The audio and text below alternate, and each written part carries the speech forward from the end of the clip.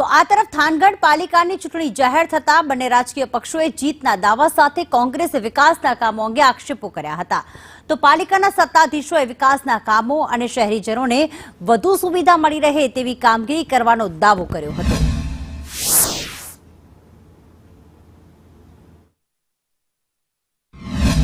એક પણ ગામમાં રોડ હારો તમને દેખાય તો આપણે આજ રાજીનામું દઈ દેવું છે। ગામની જનતાને નકરા ઉલ્લુ બનાવવા સિવાય બીજું કામ કર્યું નથી।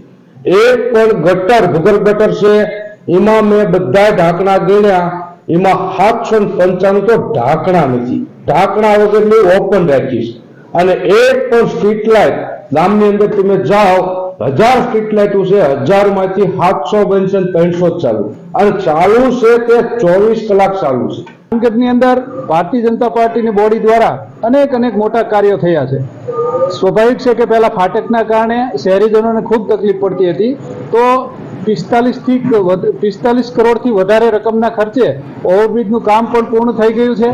ભૂગર્ભ ગટરની વ્યવસ્થા જે મહાનગરોમાં મળતી હોય એ પ્રકારની વ્યવસ્થાઓ મળવા માંડી છે।